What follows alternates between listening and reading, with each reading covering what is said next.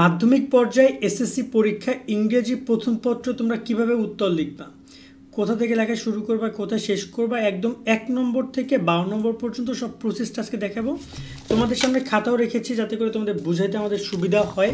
সম্পূর্ণ ভিডিও দেখো, 1 2 3 4 রিয়ারেন্স, summary, without clues, paragraph, dialogue, chart, everything তোমরা কীভাবে লিখবে, স্টোরি, ইনফর্মাল লেটার।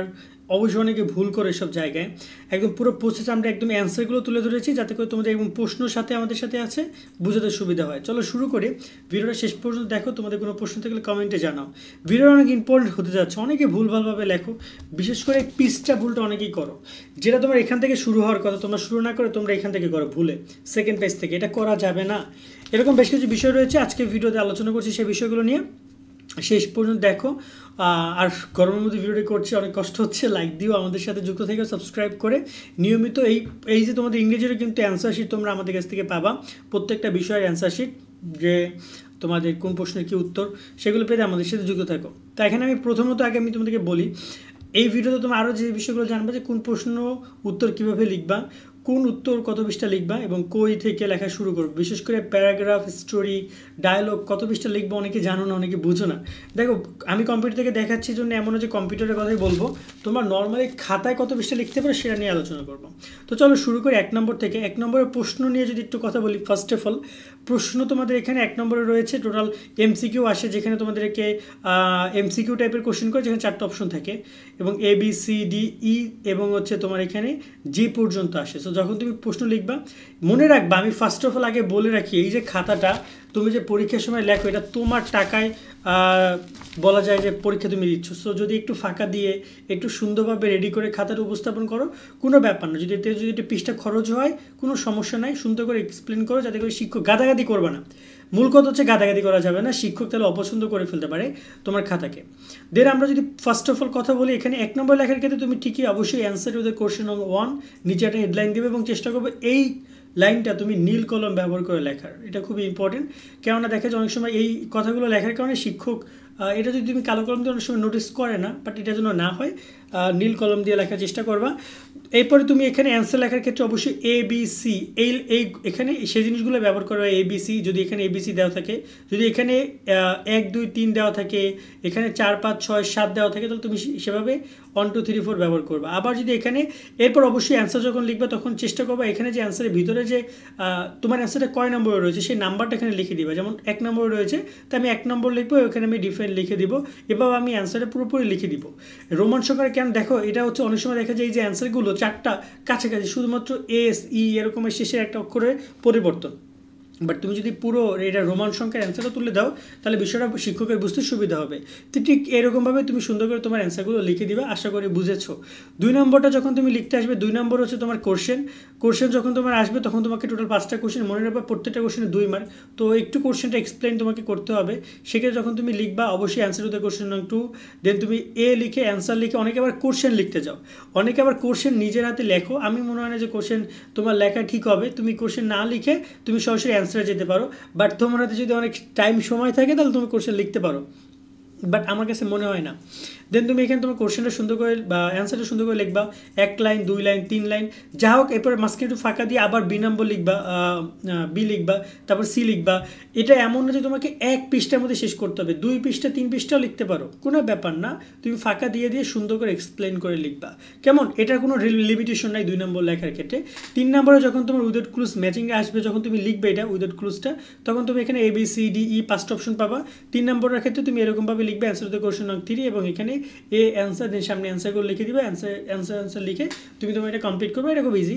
4 নম্বরে যদি আসে, 4 নম্বরে আমরা দেখি 4 নম্বরে কী রয়েছে। 4 নম্বরে তোমার এখানে রয়েছে, তোমরা অবশ্যই এখানে যে ম্যাচিংয়ের যে বিষয়গুলো রয়েছে তোমরা একটু চেষ্টা করবা, কমপ্লিটেশন টেবিল ইনফরমেশনগুলো রয়েছে। তুমি এখানে এখানে যদি রোমান সংখ্যা আকারে আসে তাহলে তুমি রোমান সংখ্যা আকারে লিখবা। এই যে আমি 1 2 3 4 লিখেছি, 5 লিখেছি, এবার যদি এটা যদি তোমার আসে হচ্ছে ABCDতে, তাহলে ABCD লিখবে, যেটা হবে সেটা লিখে দেন তুমি এখানে পুরো অ্যান্সারটা সামনে লিখে দিবা, একটু ফাঁকা ফাঁকা করে লিখে দিবা, তাহলে হয়ে যাবে। দেন তুমি অ্যান্সারটা সুন্দর করে লিখবা।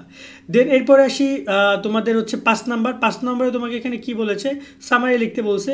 তো এখানে তুমি সামারিটা লেখার ক্ষেত্রে তুমি এরকমভাবে সামারিটা লিখবে, অ্যান্সার টু দ্য কোশ্চেন নম্বর 5 এবং অ্যান্সার লিখে তুমি সামারিটা তোমার মতো করে তুমি লিখে দিবা। একটু প্যারা দিয়ে চেষ্টা করবে প্যারা আকারে লেখার, মানে পুরো সামারিটা মুখস্থ করেছে অনেকে হয়তো কমন পড়েছে, বাট একটু প্যারা আকারে লিখলে বিষয়টা সুন্দর দেখাবে এবং বড় দেখাবে। 6 নম্বরে তোমার ম্যাচিংয়ের ক্ষেত্রে ABCর ক্ষেত্রে তুমি সবসময় জন্য এরকমভাবে 6 নম্বরে কমপ্লিট করবা, অ্যান্সার টু দ্য কোশ্চেন নং 6, এবং যখন তুমি এর অ্যান্সার লিখবা, যখন তুমি এর অ্যান্সার লিখতে যাবা, তখন তুমি এর সাথে বি এর কোন কলমটা মিলছে এবং সি কোন কলমটা মিলছে সেটা তুমি এখানে লিখে দিবা। যেমন এখানে এর সাথে প্লাস হচ্ছে আই মানে হচ্ছে 1 রোমান সংখ্যার 1 এবং হচ্ছে রোমান সংখ্যার 4, আবার সি হচ্ছে সি রোমান সংখ্যার 3 এবং রোমান সংখ্যার 1। আচ্ছা 1 না, ধরুন 2 ধরি, 2 বার তো আর 1 হয় না। সো এইরকমভাবে তুমি তোমার মিলাইয়া সুন্দর করে এটা লিখে দেন তার সামনে তুমি অ্যান্সারটা লিখবা। ওকে, তুমি তারপর তার সামনে অ্যান্সারটাও লিখে দিবা, তাহলে বিষয়টা সহজ হবে, শিক্ষক অ্যান্সারটা বুঝতে পারবে এবং এটা বুঝতে পারবে। অবশ্যই এইটুকু কাজ সামান্য, বাট এটা করলে বিষয়টা অনেক সুন্দর দেখাবে। এভাবে এই গেল 6। 7 নম্বর যদি কথা বলি রিয়ারেঞ্জের ক্ষেত্রে তুমি সিম্পলভাবে এরকমভাবে রিয়ারেঞ্জ লিখবা, answer to the question number 7, answer লিখে তুমি আগে পুরো ব্যাপারটা তুমি এক্সপ্লেন করে দিবা। এটা তুমি এইরকম চিহ্ন ব্যবহার করতে পারো বা প্লাস চিহ্ন ব্যবহার করতে পারো, মাইনাস না, প্লাস চিহ্ন না, বা এরকম একটা চিহ্ন যেটা তোমাকে এই দিকে প্রদর্শন করে বোঝাচ্ছে।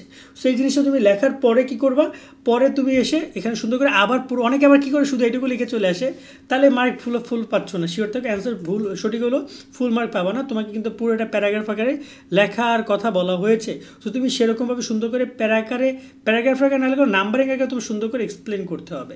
সেক্ষেত্রে তুমি এরকমের ABCDE এরকমভাবে তুমি তোমার মতো করে লিখে দিবা। উপরে তুমি কারেকশন করছো, বাট এখান থেকে তুমি ABCDEFGHIJ পর্যন্ত এভাবে সুন্দর করে লিখে দিবা। গেল তোমার হচ্ছে রিডিং পার্টে টোটাল 50 মার্ক। এবার আসি তোমার রাইটিং পার্টে টোটাল 5টা পয়েন্ট।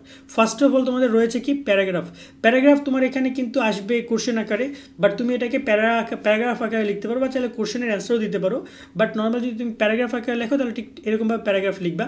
এখন অনেকে বলতে পারো প্যারাগ্রাফ কোন পৃষ্ঠা লিখবো, এই পৃষ্ঠা নাকি এই পৃষ্ঠা, মানে ফার্স্ট পৃষ্ঠা নাকি সেকেন্ড পৃষ্ঠায়। সেই জায়গায় একদম সিম্পল অ্যান্সার যে তোমাকে ফার্স্ট পৃষ্ঠা সেকেন্ড পৃষ্ঠার কোনো বিষয় নেই। প্যারাগ্রাফ তুমি যদি 2 পৃষ্ঠা লেখো, চেষ্টা করবে সবসময় জন্য এই পৃষ্ঠা লেখার।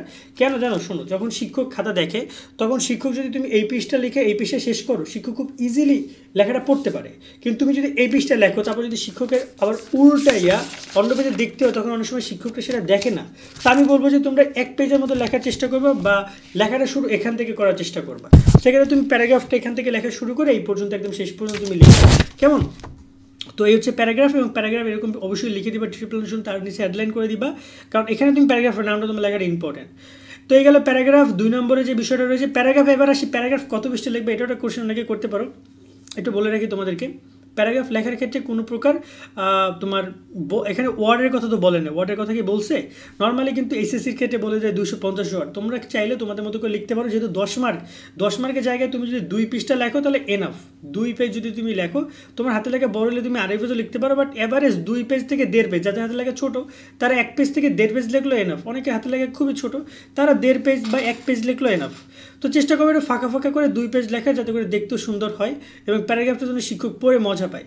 ঠিক আছে, এভাবে প্যারা আকারে লিখবে, প্যারাগ্রাফটা প্যারা আকারে 2-3টা প্যারা রাখবা। ঠিক আছে, এই গেল তোমার প্যারাগ্রাফে লেখার বিষয়টা। দেন আমরা চলে যাই পরবর্তী যে বিষয়টা, সেটা রয়েছে তোমাদের এখানে স্টোরি লেখার ক্ষেত্রে তুমি ওরকম answer to the question number 9, then story নামটা লিখতে পারবা যদি তুমি হেডলাইনটা মনে থাকে। যদি শিরোনাম মনে না থাকে প্যারা নাই, দেন তুমি শুরু করো স্টোরি লেখার ক্ষেত্রে।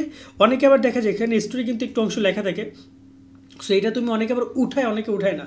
অফকোর্স তুমি উঠাবা, তবে আমি মনে করি যে এটা তুমি যখন উঠাবা তখন তুমি এটা প্যারা দিবা যে এইটুকু হচ্ছে প্রথম স্টোরিটা যেটা কোশ্চেনে আছে। দেন তুমি এখান থেকে তুমি তোমার অ্যান্সার লিখে দিবা। এখানে লিখবা যে কি, এখানে তুমি একটা গ্যাপ দিয়ে লিখে দিবা অ্যান্সার। ওকে, অ্যান্সার লিখে দেন তুমি বাকি স্টোরিটা এরপর তুমি লেখা শুরু করো, তাহলে বিষয়টা ভালো দেবে। এবং স্টোরি লেখার ক্ষেত্রে আমি বলবো যে তোমরা এই পেজ থেকে লেখা শুরু করে এই পেজ পর্যন্ত লিখবে। এরকমভাবে ফরম্যাট অনুসরণ করাটা তোমার জন্য হয়তো বা ভালো হইতে পারে। একটু গরমে ঘামায় যাচ্ছি। মূলত একটু একটা ভিডিও করছিলাম, প্রায় মনে হয় ম্যাচিং পর্যন্ত আসছি, তখন হঠাৎ করে কারেন্ট চলে গেছে আর আমার রেকর্ডিংও ডিলিট হয়ে গেছে। দেন আমি আবার রিপিট করে ভিডিও করছি ফ্যান বন্ধ করে।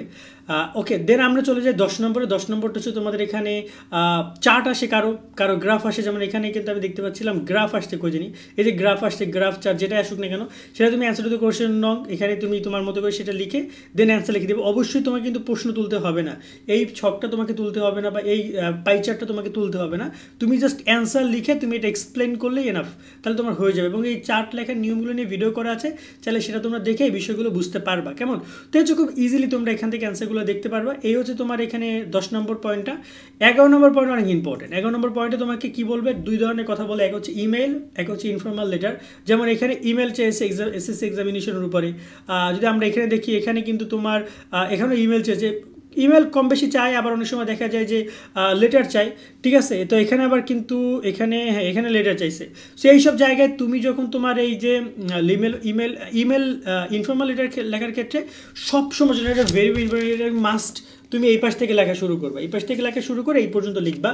কোনোভাবে ইমেল দেখা যায় অনেকে আবার 3 পেজ লেখো, সেটা খুব কম চেষ্টা করবা 2 পেজের মধ্যে একদম পুরো স্ট্যাম্প যা আছে সেগুলো কমপ্লিট করে দেবে। স্ট্যাম্প ফরম্যাটটাও তুমি সেভাবে সুন্দর করে দিয়ে দিবা, কেমন? কোনো যেন প্যারা না হয় এবং একই পেজের সাথে সব একটা পেজ মানে উল্টাতে যেন না হয়, সের মধ্যে দিবা। এবং যখন তোমরা ইমেল লিখবা, ইমেল লেখার ক্ষেত্রেও চেষ্টা করবা এই পেজ অনুসরণ করা। এখন অনেকে দেখা যায় হঠাৎ করে এই পেজের অর্ধেক লেখা আছে, বাকিটুকু ফাঁকা আছে। এই ফাঁকা জায়গা বা মাঝখানের জায়গায় কখনো ইমেল বা ইনফর্মাল লেটার বা প্যারাগ্রাফ স্টোরি শুরু করবা না, কেমন? সবার শেষে রয়েছে তোমার এখানে সবার শেষে দেখতে পাচ্ছ, তোমরা আশা করি দেখতে পাচ্ছ, সবার শেষে রয়েছে তোমার ডায়লগ লেখার ক্ষেত্রে তুমি অবশ্যই ডায়লগ তুমি মাঝখান থেকে কখন শুরু করবে না, শুরু থেকে শুরু করবে এবং এভাবে তুমি অ্যান্সার টু দ্য কোশ্চেন না ডায়লগের ক্ষেত্রে একটু মাঝখানে একটু গ্যাপ দিবা। ধরুন রাজু এবং মিনার কথাটা বলার পরে আমরা মিনা লিখছে যে I am fine and what about you, এই যে কথাটার পর আমরা স্পেস দিব, কারণ এইটা একটা কনভারসেশন মধ্যে দুজনের একবার গেছে। দেন আবার রাজু শুরু করছে, আবার মিনা বলছে, আবার একটা স্পেস দিব। এই যে একটা স্পেস ওরা দিয়েছে, এটা কিন্তু খুব ইম্পর্টেন্ট, যে মাঝখানে একটা স্পেস দিয়েছে, সেই স্পেসটা দেওয়ার চেষ্টা করবে, বিষয়টা সুন্দর দেখাবে। তো আমি বলবো এইভাবে তোমরা সুন্দর করে আবার হচ্ছে যে প্যারাগ্রাফটা এই ডায়লগটা কমপ্লিট করতে পারো। এবং ডায়লগ লেখার ক্ষেত্রে অনেকে বলতে পারো যে কত পৃষ্ঠা লিখবো, বাট নর্মালি ডায়লগের ক্ষেত্রে 1 পৃষ্ঠা অনেক সুন্দর লেখা যায় ডায়লগ, বাট কোনো কোনো ক্ষেত্রে 1.5 পৃষ্ঠা লেখা যেতে পারে। আর এখানে তোমাদের ইমেলের ক্ষেত্রেও 1 পৃষ্ঠা থেকে 1.5 পৃষ্ঠা, তোমার যে ইনফর্মাল লেটার 1 পৃষ্ঠা থেকে 1.5 পৃষ্ঠা, বেশি দরকার নাই। চার্টের ক্ষেত্রে বা গ্রাফের ক্ষেত্রে 1 পৃষ্ঠা থেকে 1.5 পৃষ্ঠা, ইংরেজিতে 1 পৃষ্ঠা 1.5 পৃষ্ঠা কিন্তু অনেক, ঠিক আছে? তারপর হচ্ছে স্টোরির ক্ষেত্রেও তোমার সর্বোচ্চ 2 পৃষ্ঠার বেশি লেখা দরকার। স্টোরি এবং প্যারাগ্রাফে 1.5 পৃষ্ঠা থেকে 2 পৃষ্ঠা, বা ছাদের লেখা যাদের ছোটো তারা 1 পৃষ্ঠা লিখতে পারো। পুরো বিষয়টা এক্সপ্লেন করেছি, আশা করি তোমাদের ভিডিওটা কেমন লেগেছে জানাবা, আর লাইক দিবা, সাবস্ক্রাইব করে আমাদের সাথে যুক্ত থাকবা। আল্লাহ হাফেজ।